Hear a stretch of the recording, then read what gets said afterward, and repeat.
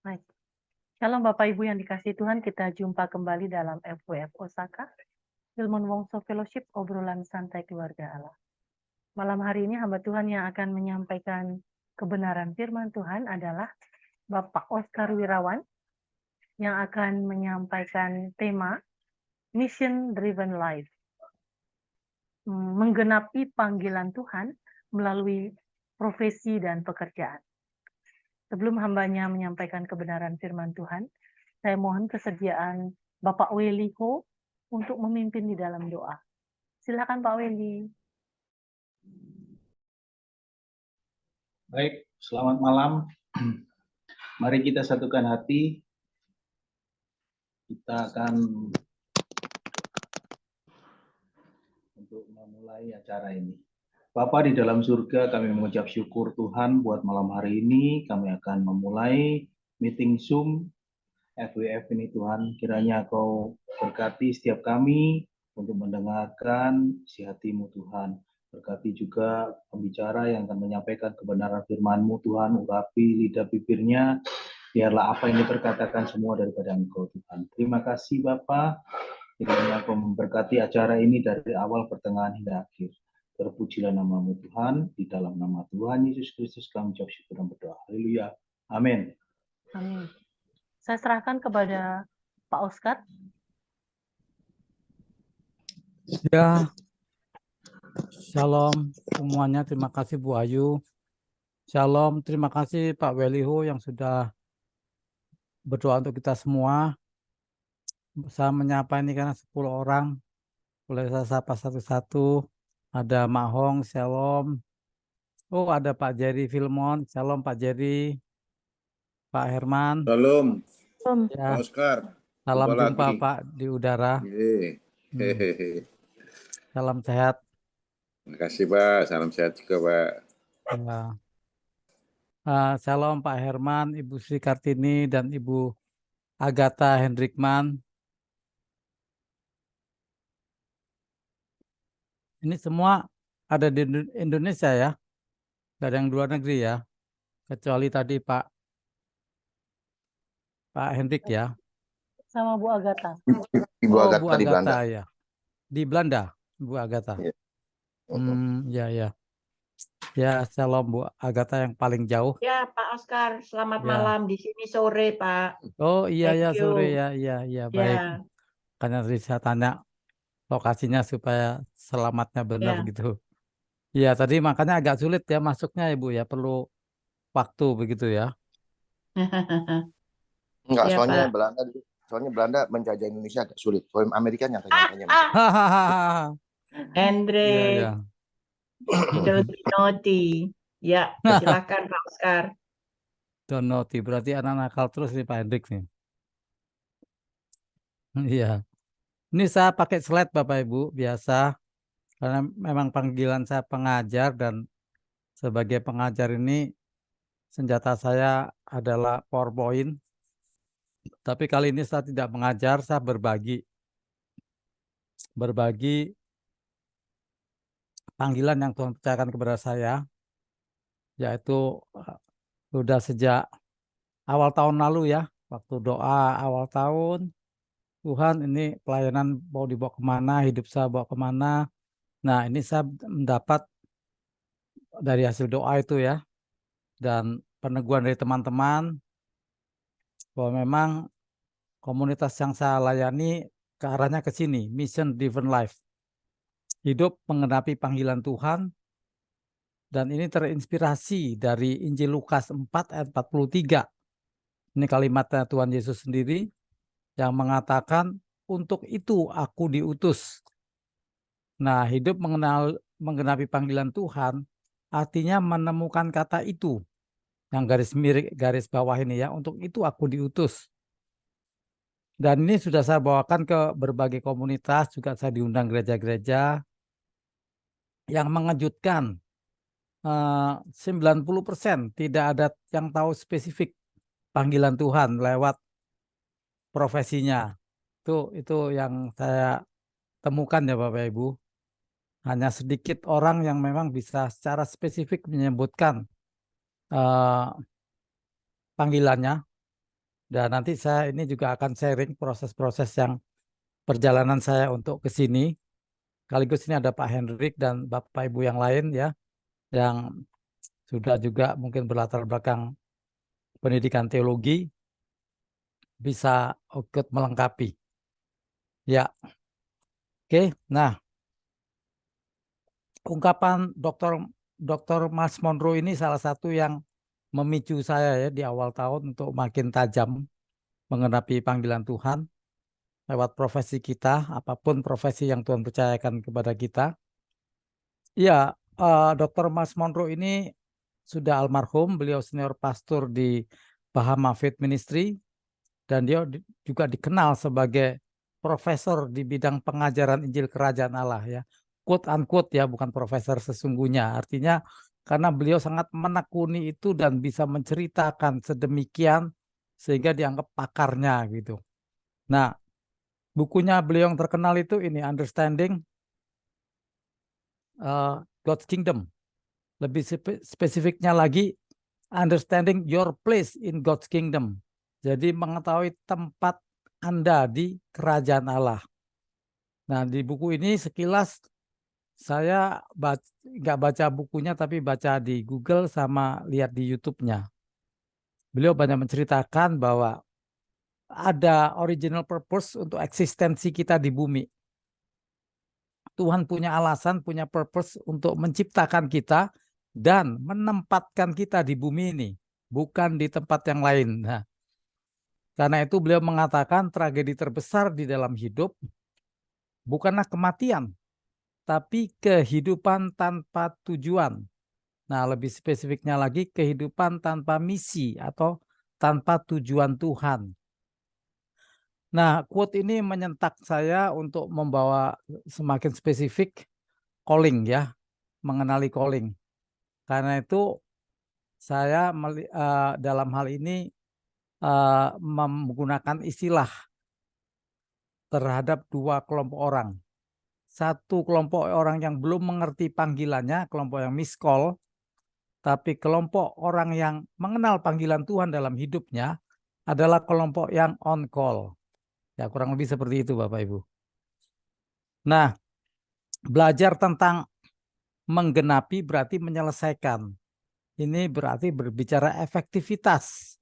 Ketika kita diciptakan dan ditempatkan di bumi, ada sesuatu yang harus kita selesaikan di garis akhir. Nah, mengacu kepada ajarannya Stephen Covey yang mengajarkan tentang effective people, katanya harus lihat garis akhir atau begin with the end of mind. Nah, dari situ saya juga seorang pembelajar dan pembaca. Ini ada buku yang menarik ya, judulnya Mendaki Tangga yang Salah. Dan ini juga diceritakan di bukunya Stephen Covey, Seven Habits itu, bahwa orang yang nggak efektif, dia terus berjalan menaiki tangga, tapi tangganya itu menyandar kepada dinding yang salah. Sehingga ketika sampai ke puncak, puncaknya itu salah. Karena itu dalam satu kutipannya, Dr.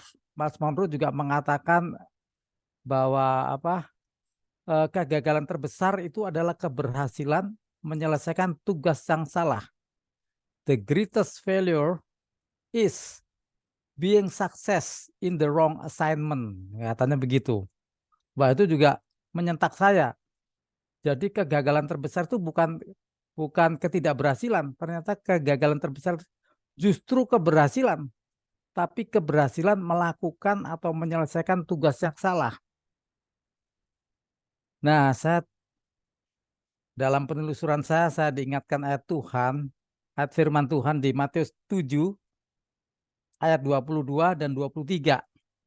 Mengatakan demikian, pada hari terakhir, banyak orang akan berseru kepadaku, Tuhan, Tuhan, bukankah kami bernubuat demi namamu, dan mengusir setan demi namamu, dan mengadakan banyak mujizat demi namamu juga. Nah, ini berarti orang yang merasa dia sudah melakukan pekerjaan Tuhan. Ya, seperti tanda-tandanya dia sebutkan, bernubuat, mengusir setan, mengadakan banyak mujizat, dan itu dilakukan demi nama Tuhan. Berarti dia mungkin berpikir, wah ini saya on the track, on call. Saya ada di dalam God's purpose, saya ada di dalam misinya Tuhan. Yang mengejutkan Bapak Ibu, Matius mencatat, ini jawaban Yesus terhadap orang-orang yang tadi melayani Tuhan itu ya. Dikatakan demikian, pada waktu itulah aku akan berterus terang kepada mereka dan berkata, aku tidak pernah mengenal kamu, enyahlah daripadaku, kamu sekalian pembuat kejahatan.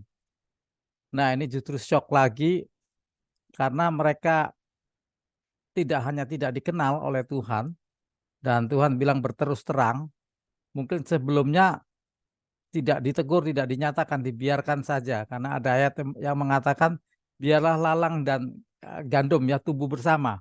Nanti pada hari akhir barulah seleksi. Nah di hari akhir ternyata akan ada penjelasan yang terang, bahwa kelompok seperti ini yang mungkin dikira itu gandum, ternyata itu ilalang. Dan yang mengerikan Bapak Ibu, itu bukan hanya orang-orang demikian adalah orang-orang tidak dikenal Tuhan, tapi orang yang diusir Tuhan karena mendapat status pembuat kejahatan.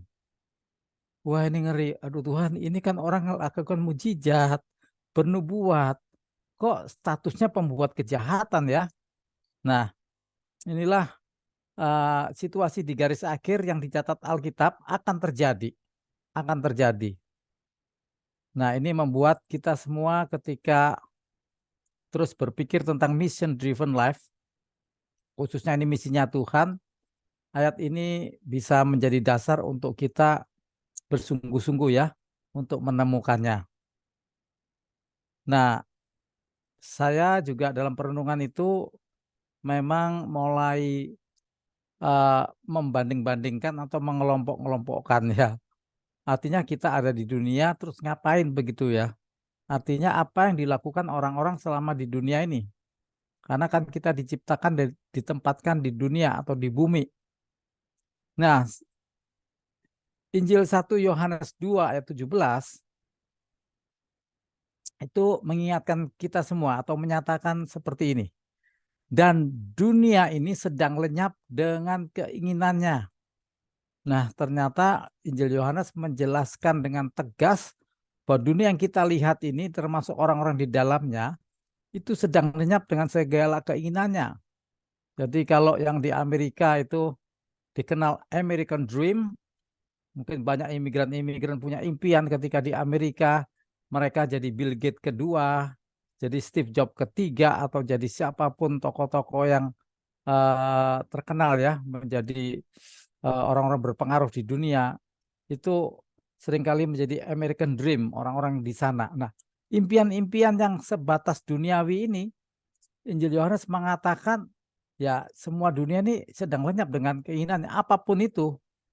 Apapun dreamnya, ini mereka yang hanya dreamnya itu earthly, hanya duniawi saja. Alkitab mengatakan ini kelompok yang sedang lenyap. Nah, puji Tuhan, kalimat ini ada lanjutannya, tidak titik di sini. Ada penjelasannya bahwa tetapi orang yang melakukan kehendak Allah, nah dalam konteks mission driven life, inilah misinya Allah atau misinya Tuhan, melakukan kehendak Allah. Tetap hidup selama-lamanya. Nah, jadi dia berhasil menyelesaikan tugas seperti yang ditugaskan Tuhan. Dan inilah orang-orang yang efektif, orang-orang menjalankan misinya Tuhan, ini tetap hidup sampai selama-lamanya. Nah, saya jadi ingat ayat, ini Tuhan Yesus menggenapi ayat ini. Bolehkah Bu Ayu membantu membacakannya, Bu Ayu? Yohanes 17, Ibu Ayu. Yohanes 17 ya, sebentar Pak. Iya, ayat 4, Ibu.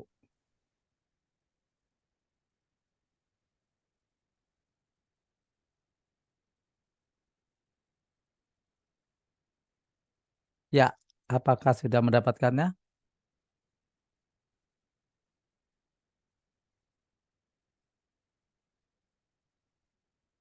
Shalom, Bu Ayu. Sebentar Pak, sebentar. Oh iya, ya.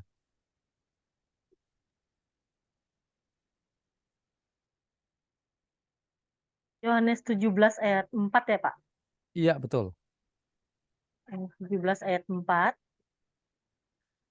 Aku telah mempermuliakan engkau di bumi dengan jalan menyelesaikan pekerjaan yang engkau berikan kepadaku untuk melakukannya.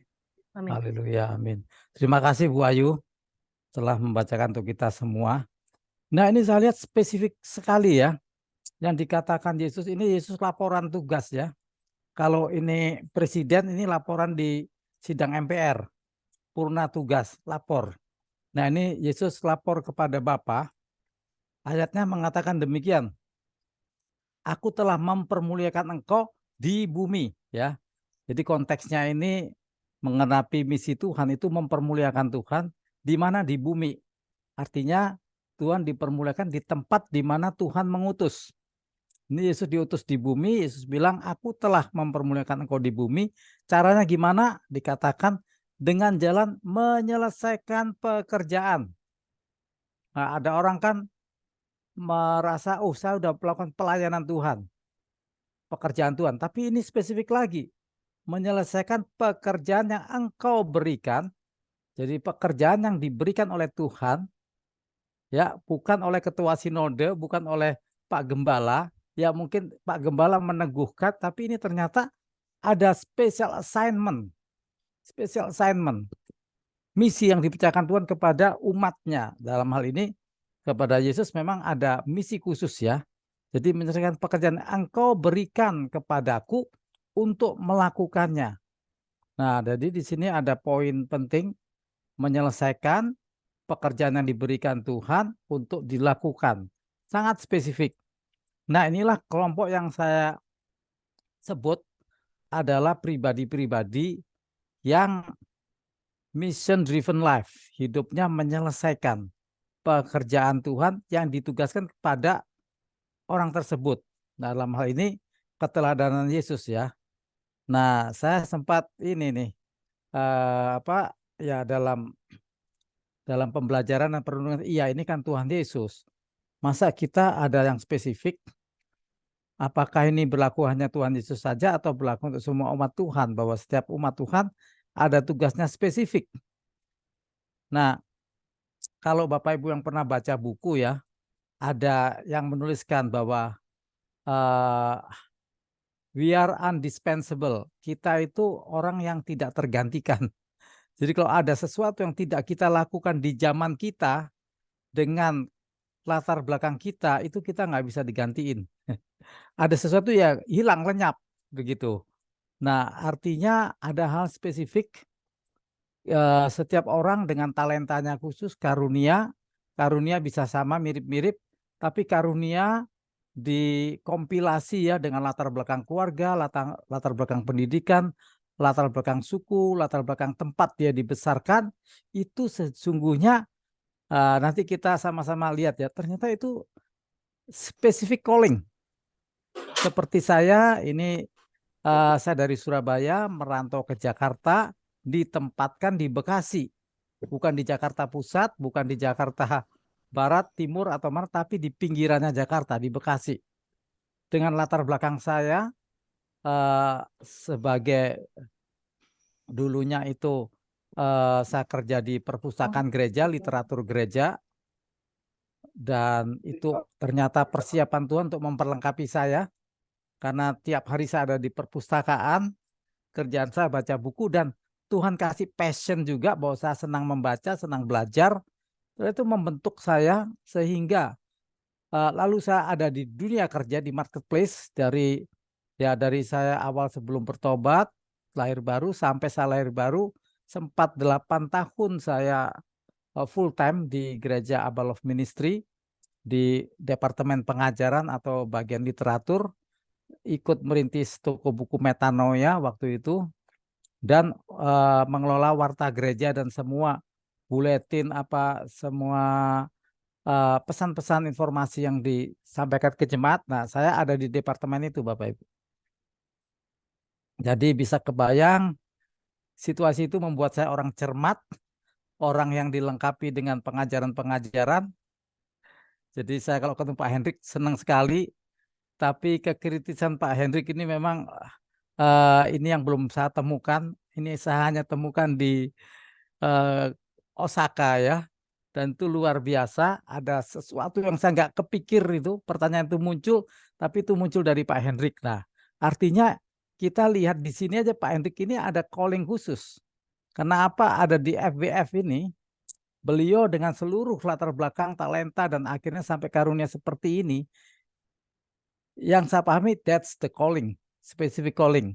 Saya juga dengan latar belakang itu, akhirnya saya pernah kerja jadi salesman, detailer di perusahaan farmasi, sampai akhirnya lewat pembekalan saya di Departemen Pengajaran, saya menjadi pengajar, menjadi editor, penulis buku, sampai menjadi trainer, sampai menjadi coach di bidang entrepreneurship dan leadership.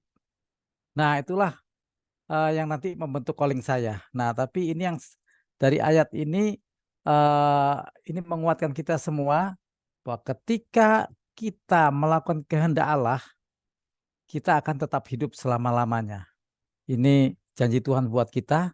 Tapi kalau kita sekedar punya impian duniawi, Alkitab mengatakan sedang lenyap. Jadi on the way, siapapun sedang berproses lenyap.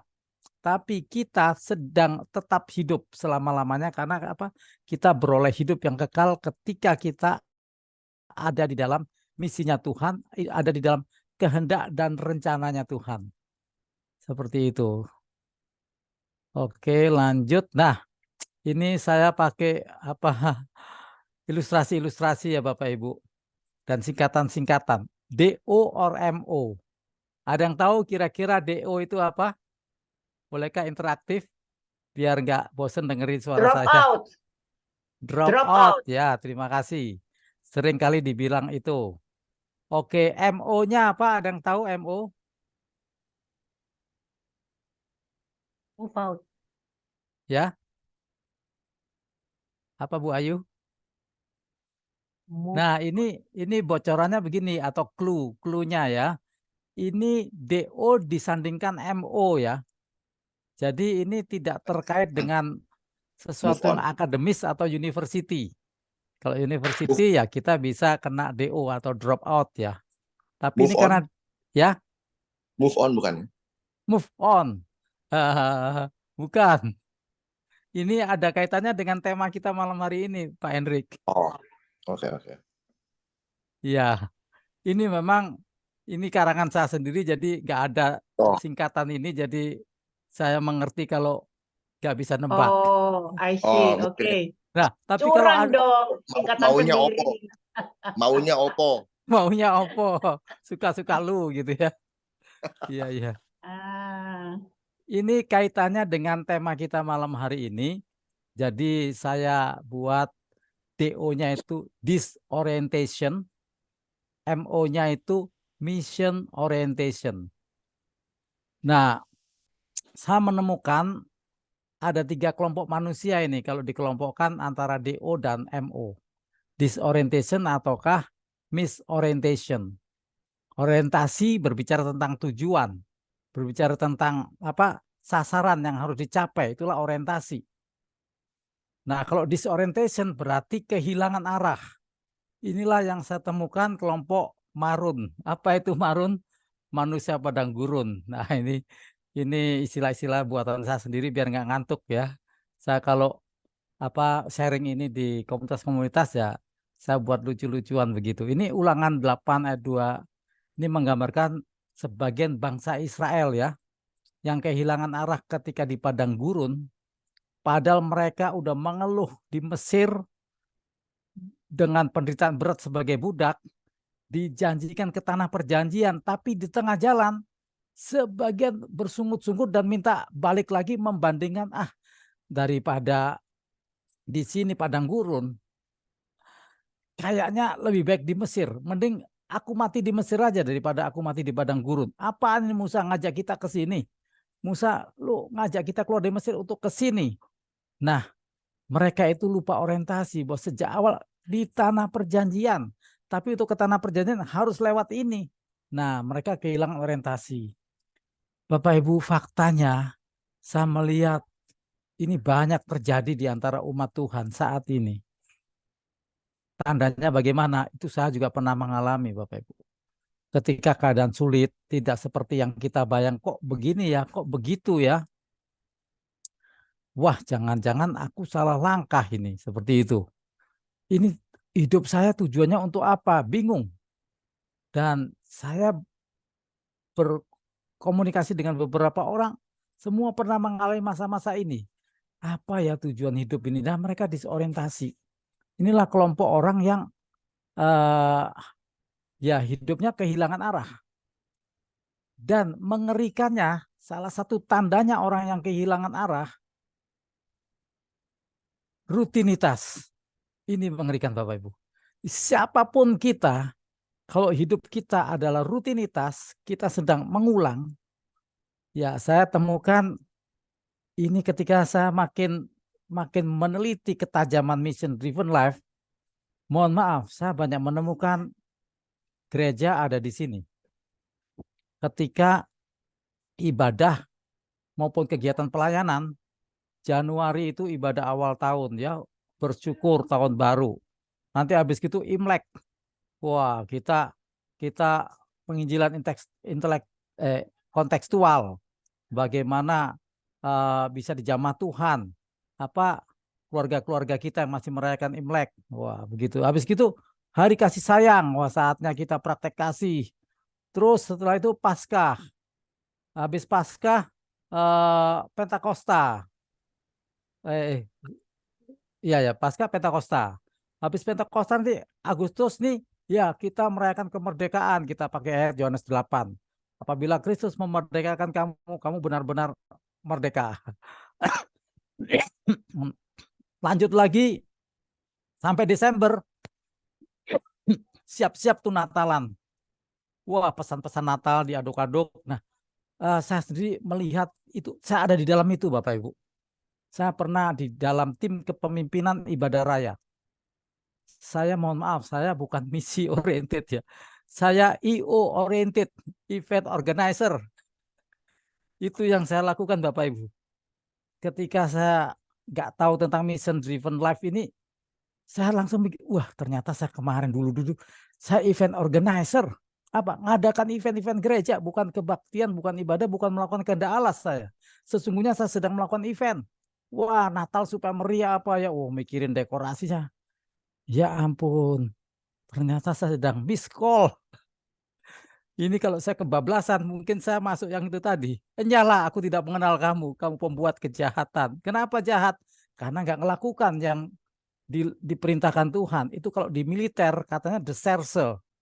Deserse itu udah ini ya apa ketidakdisiplinan yang paling fatal. Kategori deserse itu bukan sekedar lalai ya, tapi menentang.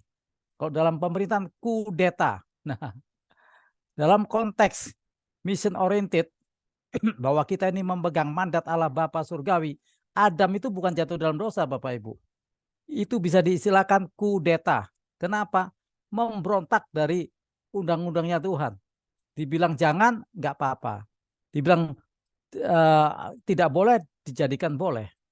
Nah itu kudeta. Nah ketika kita ngerti bahwa hidup kita sedang menjalankan misi, bukan mau-maunya kita ini. Kita itu sedang namanya utusan ya, menjalankan yang diutus. Lalu kita berbelok, militer bilang deserse, pemerintahan bilang itu kudeta, atau dibilang pemberontak, bisa juga kita disebut GPK, Gerakan Pengacau Keamanan, atau yang merusak apa itu stabilitas negara ya istilahnya. Nah, ini rutinitas ini bisa kejebak di situ kita.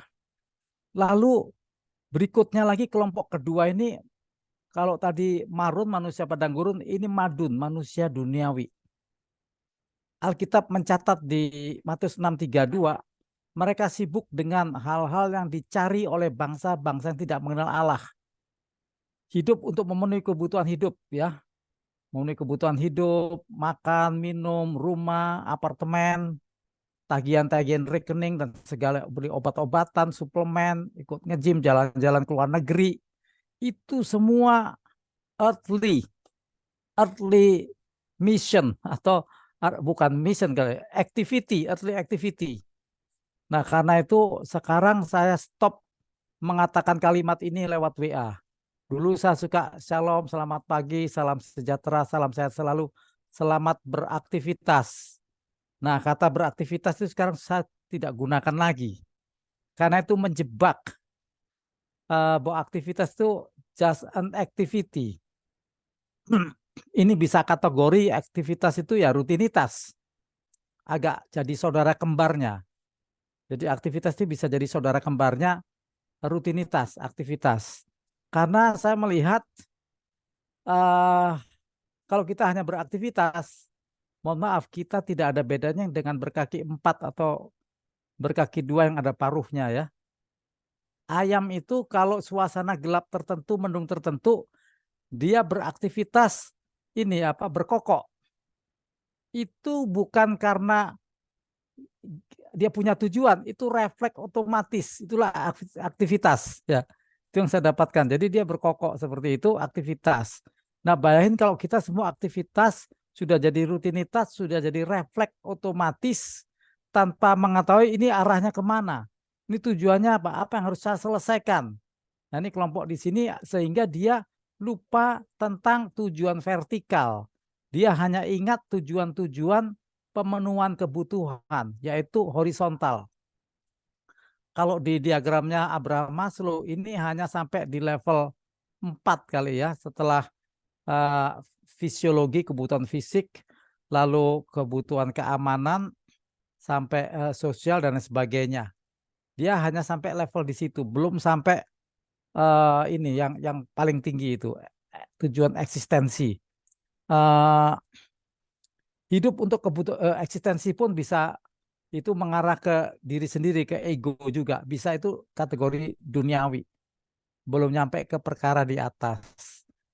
Nah, hidup yang seperti ini, kelompok yang marun, manusia padang gurun dan madun, ini bisa exhausted Bapak Ibu. Bisa lemas, lemah, kadang-kadang kita juga nggak bergairah. Aduh, hidup kok gini ya. Saya menemukan Bapak Ibu, pas saya melayani itu ya, opa-oma, saya menemukan. Jadi kadang-kadang kita memberi selamat ulang tahun, semoga umur panjang. Bapak Ibu, tahu nggak Bapak Ibu, ada orang nggak suka didoain umur panjang loh. Kalau dia umurnya 85, ada yang nggak suka. Ngapain umur panjang, gue mau cari mati aja, bosan hidup. Ada itu Bapak Ibu, seperti itu. Saya kaget, wah ada ya. Nah, karena mungkin ya itu disorientasi, dia tidak tahu apa yang harus diselesaikan, sehingga dia hanya just a killing time, hanya spend time, hanya menghabiskan waktu, sehingga dalam posisi itu, posisi seperti seorang di ruang tunggu, nunggu kan gak enak, bosen, mau selesai cepet-cepet selesai aja daripada nunggu. Nah, inilah dua kelompok yang bisa exhausted. Tapi kelompok yang ketiga ini masor, manusia surgawi, ini manusia misi Bapa surgawi. Ini fokusnya perkara di atas. Ini orang-orang yang exciting hidupnya. Kalau yang kelompok pertama exhausted, kelompok yang kedua ini exciting. Saya menemukan Bapak Ibu, orang-orang yang sadar tiap hari hidupnya sedang mengenapi misinya Tuhan. Dia semangat. Salah satu yang menginspirasi saya adalah Smith Wigglesworth, yang dikenal sebagai tukang pipa ledeng ya. Itu penginjil di Inggris ya Pak Hendrik. Saya lupa. Smith Wigglesworth. Ya antara Inggris atau Amerika ya, saya lupa. Dia kalau bangun tidur loncat Bapak Ibu. Karena dia sadar, wah hari ini saya akan pakai Tuhan. Dia loncat, dia memuji Tuhan, menyembah Tuhan, bersaat teduh itu sambil berdiri, sambil jalan-jalan keliling gitu di kamarnya. Nah itu saya tiru Bapak Ibu. Saya bangun, aduh Tuhan ini ada misi baru apa saja hari ini ya. Yang kemarin belum selesai Tuhan, ini aku pakai aku Tuhan. Nah beda semangat. Sama juga orang-orang yang ketika di dunia ini hidup menjalankan misinya raja atau misinya istana ya. Istana negara itu beda banget, bangun tidur agendanya meskipun ada jadwal, dia tahu sedang melakukan misi besar. Pejabat-pejabat yang sudah level tinggi dia mengatakan bahwa bekerja itu amanah. Nah, itu juga misi. Beda dia amanah. Ini amanah merah putih. Ini mandat merah putih. Saya sedang bukan untuk diri saya, ini untuk bangsa dan negara. Itu beda, Bapak. Cara kerjanya, ritme kerjanya, attitude-nya, semangatnya beda banget. Beda banget. Nah, seperti itu. Juga Yusuf, ya. Yusuf ketika dicemplungkan ke lubang, dia nggak bertanya-tanya gimana, dia karena sedang tahu misinya Tuhan. Dia sudah dapat penglihatan itu, dia tangkap, aku dapat penglihatan menjadi berkas-berkas yang tegak di antara berkas-berkas yang menunduk. Ini ada rencana kemuliaan Tuhan. Dia lihat itu. Meskipun dia kenyataannya dijual sebagai budak tempat Potifar, tapi attitude-nya Yusuf, attitude mission driven life. Sehingga dia dimanapun, wow, excited dan jadi berkat. Jadi pokoknya Potifar dipercaya semua. Jadi di penjara pun dipercaya oleh kepala penjara sampai akhirnya jadi orang nomor 2 di Mesir, ya. Kita tahu ceritanya. Dan kita tahu endingnya bagaimana Yusuf ternyata orang yang betul-betul mission driven life. Ketika dia ngundang saudara-saudara datang, Yusuf bilang begini setelah bertangis-tangisan dengan saudara-saudaranya. Yusuf bilang, kamu mereka-rekakan perkara yang buruk, ya, jahat terhadap aku, tapi tenang aja. Tuhan mereka-rekakan yang baik justru untuk memelihara kehidupan satu bangsa inilah. Aku ada tempat ini. Nah, Yusuf tahu misinya. Oh, di sini dia dipakai Tuhan. Karena itu dalam masa-masa sulit dia nggak tanda tanya. Dia tidak bersungut-sungut. Dia tetap maju terus sampai akhirnya dari from the bottom, ya, from the scratch, dari lubang yang buat nguburin dia sampai ke istana. Nah, inilah yang saya gambarkan, kurvanya naik, ya. Kurva naik seperti ini. Manusia misi Bapa Surgawi. Yaitu kelompok Matius 6:33 yang mencari kerajaan Allah lebih dahulu, maka semua akan ditambah-tambahkan. Hidupnya bukan pengurangan, hidupnya adalah pertambahan. Dari satu kemuliaan menuju kemuliaan yang berikutnya. Ya, nah satu lagi yang mengingatkan kita semua, ya, tentang pentingnya mission driven life.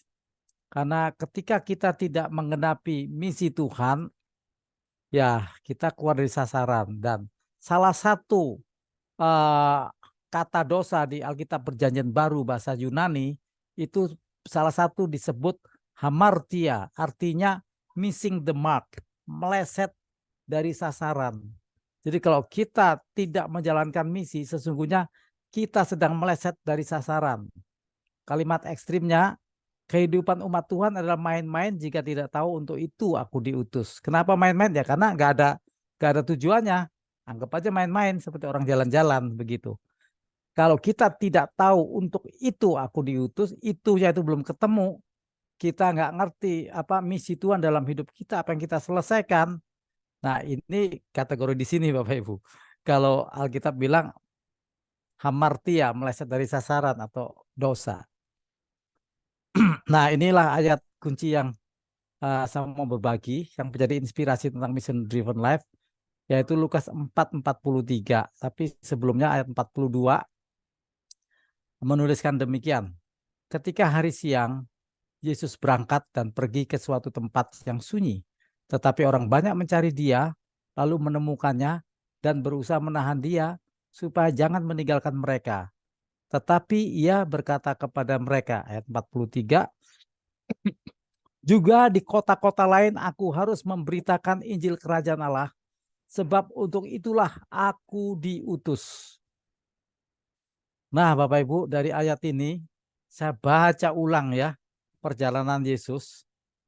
Itu ternyata dari sejak dalam kandungan sampai dilahirkan, bergerak ke sini, ke kanan, ke kiri, ke desa-desa, ke kota-kota. Dia ke tempat yang sunyi, ke tempat yang ramai, ke pasar. Semua itu misinya Tuhan.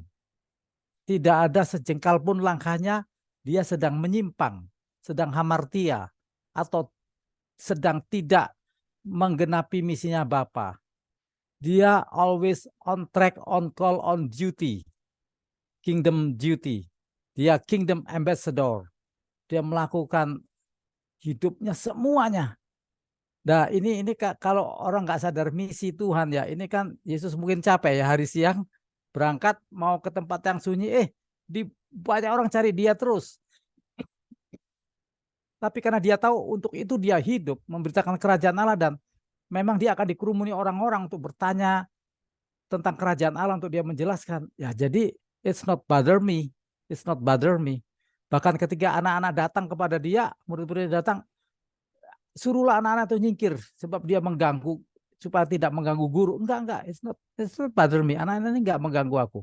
Biarlah mereka datang karena anak-anak seperti inilah. Nah, setiap message itu Yesus sedang menyampaikan Injil kerajaan Allah. Sebab anak-anak inilah yang mempunyai kerajaan Allah. Nah, pesan-pesan inilah yang kita melihat bahwa Yesus selalu mission driven life. Seluruh hidupnya dari bangun tidur sampai menutup mata sampai nanti melek lagi, bergerak lagi, dia sedang on duty, mengerjakan misinya Tuhan. Nah, ini saya coba lihat-lihat versi-versi terjemahan dari Lukas 4 ayat 43 ya. Ada kalimat yang ada kata-kata yang memang saya garis bawah tebalkan. Mohon maaf, saking semangatnya. Di sini dikatakan juga di kota-kota lain aku harus. Nah, aku harus ini menegaskan ketika saya belajar tentang mission driven life bahwa ini bukan pilihan. God's calling is not our choice, but assignment. Inilah penugasan. Aku harus memberitakan Injil kerajaan. Sebab untuk itulah alasan. That's the reason ya. Emas, satu keharusan, assignment, lalu juga a reason sebagai alasan untuk apa aku ada di dunia ini. Lukas 4 ayat 43. Diulang lagi versi NIV, International Version. I must. Lalu that's why I was sent. Nah, ini sekali lagi mengatakan satu keharusan dan alasan. English Standard Version juga mengatakan sama. I must. This purpose. Nah, lebih spesifik lagi. Berbicara sudah tujuan. Untuk tujuan inilah aku diutus. Dan ini satu keharusan, bukan pilihan. King James mengatakan I must.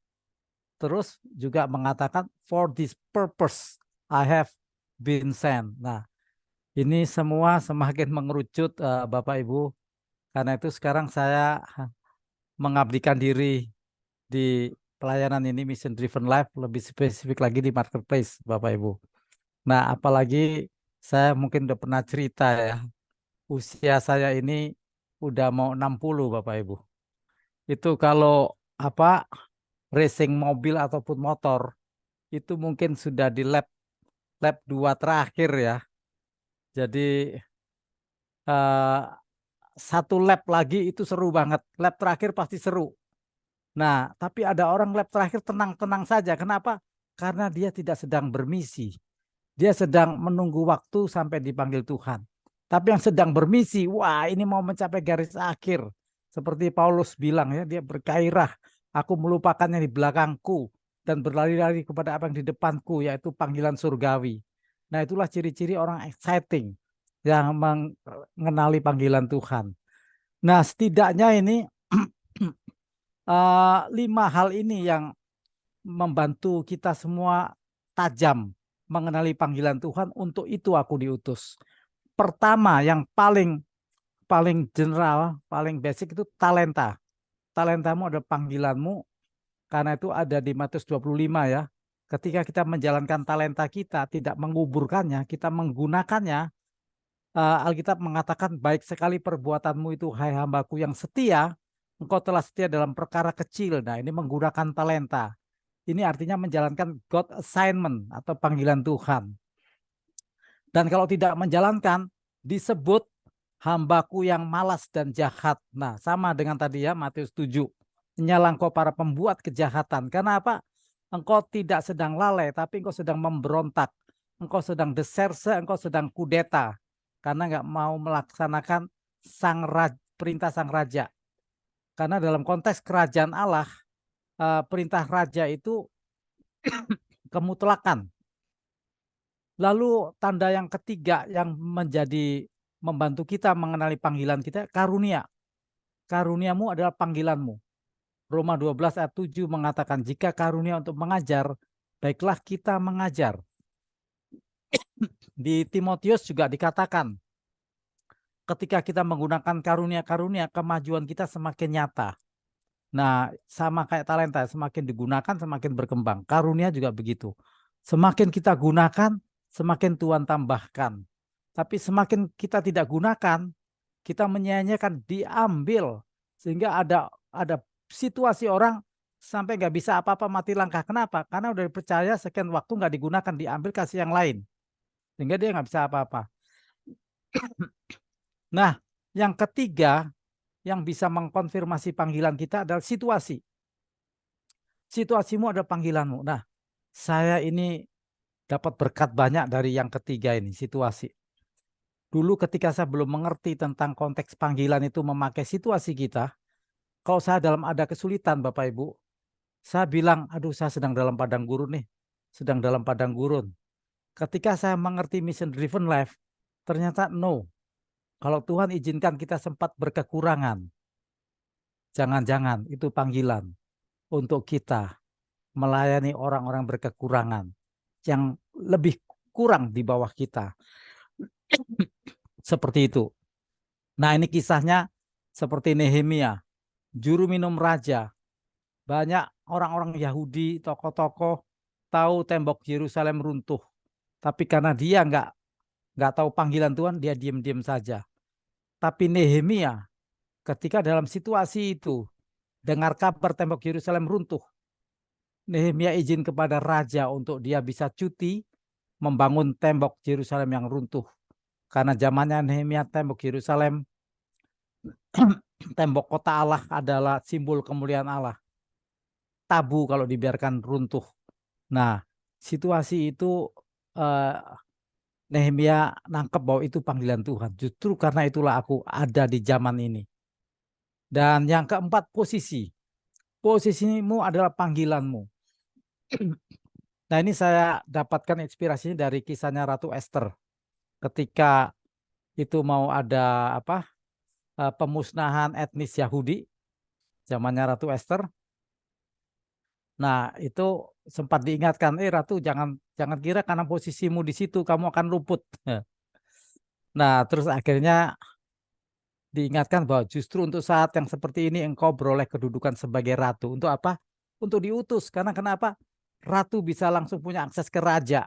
Dan singkat cerita itu digunakan Esther, sampai Esther juga pasang badan. Karena apa? Kalau nggak dipanggil raja, menghadap raja nggak berkenan, itu urusannya mati. Nah, itulah kerajaan ya. Beda dengan pemerintahan demokrasi, pakai rapat-rapat, pakai pemilu. Raja nggak ada titah, nyalain aturan mati.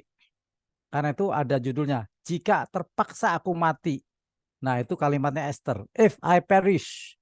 Esther bilang gitu, aku nggak apa-apa. Karena apa? Aku sedang dalam posisi ini, aku lah orang satu-satunya yang bisa mengemban misi ini untuk menyelamatkan bangsa Yahudi. Singkat cerita, Ratu Esther beroleh perkenanan raja dan dia bisa menyelamatkan bangsanya saat itu. Nah, yang kelima yaitu profesimu adalah panggilanmu. Mari ikutlah aku, kamu akan kujadikan penjala manusia. Profesi penjala ikan di switch menjadi penjala manusia. Nah, ini artinya menggunakan profesi-profesi untuk panggilan Tuhan. Karena itu Tuhan suka menggunakan perumpamaan seorang petani, seorang peternak dan sebagainya ya, gembala, semua itu memberikan konteks kepada setiap profesi, ada panggilan di balik setiap profesi. Nah, itu Bapak Ibu yang bisa saya sampaikan malam hari ini, dan sebagai kesimpulannya ini karena saya berbicara banyak di depan kelompok usia yang beraneka ragam dari mahasiswa sampai senior, jadi saya menyampaikan ini kuliah, pekerjaan, pelayanan, pernikahan, bahkan seluruh hidup kita mengenapi panggilan Tuhan dan berfungsi sesuai karunia. Inilah mission driven life yang mengerti untuk itu aku diutus. Jadi ketika kita ada di dunia, kita sedang mewariskan hidup mission driven life, legacy. Ada kisahnya Tuhan yang tercatat dalam hidup kita. Itulah pribadi-pribadi yang mengenapi panggilan Tuhan dalam hidupnya. Yohanes 17 ayat 4 tadi sudah kita baca. Yesus memberi teladan kepada kita menyelesaikan pekerjaan Bapa di bumi dengan cara menyelesaikan pekerjaan yang diberikan untuk dilakukan, tidak melakukan yang lain. Dan Daud salah satu yang dicatat di Alkitab, beliau melakukan misinya Tuhan atau kehendak Allah pada zamannya. Nah, jadi ini juga menginspirasi setiap zaman Tuhan utus orang-orangnya, hamba-hambanya. Karena itulah zamannya lewat kita nggak lakukan, yaitu miss. Tidak tergantikan. Nah, dengan demikian inilah semoga mempertajam bahwa pada zaman kita, pada usia kita, pada saat ini, dimanapun posisi kita, situasi kita, bisa jadi itu adalah panggilan Tuhan yang spesifik untuk kita genapi dan kita selesaikan. Beberapa ayat-ayat yang mendukung adalah 2 Timotius 1 ayat 9, kita tidak hanya diselamatkan tapi kita dipanggil. Allah tidak hanya menyelamatkan kita, tapi Dia juga memanggil kita. Dialah menyelamatkan kita dan memanggil kita dengan panggilan kudus, bukan berdasarkan perbuatan kita, melainkan berdasarkan maksud, tujuan-tujuan atau orientasi dan kasih karunia-Nya Allah sendiri yang telah dikaruniakan kepada kita dalam Kristus sebelum permulaan zaman. Jadi Tuhan sudah punya desain sempurna atas kita semua di bumi ini sejak permulaan zaman. Ya, ada panggilan kudus. Itu nanti ada lagi ayatnya ya, waktunya nggak cukup. Karena itu saudara-saudara berusahalah sungguh-sungguh supaya panggilan dan pilihanmu makin teguh. Sebab jikalau kamu melakukannya, kamu tidak akan pernah tersandung. 2 Petrus 1 ayat 10. Orang-orang yang terus konsisten ada dalam misinya Tuhan adalah orang yang tidak pernah tersandung, katanya gitu. Tidak akan tersandung. Kenapa? Karena nggak sempat mikiran yang lain, mikirin ego nggak sempat. Karena pikirin misinya Tuhan, seperti itu. Dan Alkitab berjanji untuk kita yang setia dalam panggilan Tuhan, Ia yang memanggil kamu adalah setia, Ia juga akan menggenapinya. Jadi sesungguhnya menggenapi bukan kita, tapi Tuhan yang bekerja dalam kita lewat Roh-Nya. Dan di saat inilah Tuhan menjadi kolaborasi dengan kita, sinergi dengan kita, companion in labor. Kita tahu sekarang bahwa Allah turut bekerja dalam segala sesuatu untuk mendatangkan kebaikan. Ini bukan buat semua orang, Bapak Ibu. Ternyata ayat ini hanya berlaku bagi mereka yang mengasihi Dia. Siapakah itu? Yaitu mereka yang terpanggil sesuai dengan rencana Allah. Inilah orang-orang di mana Tuhan turut bekerja mendatangkan kebaikan. Dan ini ayat yang saya gunakan terus-menerus untuk mempertajam panggilan Tuhan setiap hari. Saya bangun tidur, salah satu ritme saya ini berbicara sebab hamba-Mu mendengar. Ini adalah kalimatnya Samuel, kecil ya. Ketika waktu itu dia belum tahu suara Tuhan, dia datang ke Imam Eli, diingatkan, kalau 3 kali lagi itu suara itu terdengar, kamu jangan datang ke saya, kamu bilang ini, berbicara sebab hamba-Mu ini mendengar. Itulah Tuhan. Inilah panggilan Samuel kecil untuk dia dipanggil menjadi nabinya Allah. Seperti itu. Dan salah satu ayat juga untuk doa panggilan yang saya gunakan, Matius 6 ayat 10. Datanglah kerajaan-Mu, jadilah kehendak-Mu di bumi ini dalam hidup saya seperti di surga. Itu saya tambahin sendiri seperti itu. Lalu Lukas 1 ayat 38, ini kalimatnya Maria ya, ketika dia pakai untuk rahimnya dipinjam untuk melahirkan sang juru selamat, Maria mengatakan ini, sesungguhnya aku ini adalah hamba Tuhan, jadilah padaku menurut perkataanmu itu. Nah, sehingga misinya selesai. Nah, apa panggilan Tuhan dalam hidupmu? Titik-titik inilah sesuatu yang harus kita jawab. Dan ini panggilan saya di dalam TOF community yang saya bangun, yaitu pemulihan dunia bisnis 9 to 5 window untuk mengenapi misi Tuhan, multi profesi yang mengenapi misinya Tuhan. Misi apa? Misi pemulihan segala sesuatu itu ada di ada di Kisah Rasul 3:21. Pemulihannya menjadi sungguh amat baik, sasarannya itu ada di Kejadian 1 ayat 31, bahasa Ibraninya Tov, Karena itu komunitas saya namanya TOFBAM, TOF Business as a Mission, mendatangkan kerajaan surga. Apa itu sungguh amat baik? Itulah surga. Nah, ini yang saya lakukan dalam pelayanan TOFBAM Community. Profesi dan bisnis adalah beribadah atau avoda, Kejadian 2:15. Profesi dan bisnis melakukan pekerjaan baik yang sudah dirancang Allah sejak awalnya melalui Kristus Yesus, Efesus 2 ayat 10, dan sasarannya menjadi sungguh amat baik, Kejadian 1:31. Ya, ini saja, dan ini bentuk-bentuk pelayanan saya. Ini buku yang saya tulis bersama Pak Carlos, Kingdom Paradigm, lalu Financial Blessing, semua terkait melengkapi untuk 9 to 5 window. Para multiprofesi di hari kerja, di jam kerja, mereka adalah utusan-utusan Tuhan di workplace atau di marketplace. Sekian, terima kasih. Saya kembalikan kepada Bu Ayu. Segala puji, hormat, syukur, kemuliaan bagi namamu ya Bapa. Puji Tuhan, firman-Mu telah tersampaikan malam hari ini, khususnya tentang mission driven life. Bagaimana kehidupan kami digerakkan oleh misi kerajaan-Mu Tuhan, untuk tujuan-tujuan-Mu. Kami ditebus dengan darah yang mahal, bukan tanpa tujuan, tapi dengan special purpose. Setiap kami dengan karunia yang berbeda-beda, dengan talenta yang berbeda-beda, dengan latar belakang suku, ras yang berbeda-beda, dengan latar belakang pendidikan yang berbeda-beda, dengan latar belakang domisili yang berbeda-beda, dengan usia yang berbeda-beda. Semua ini Tuhan adalah sebuah keunikan spesifik yang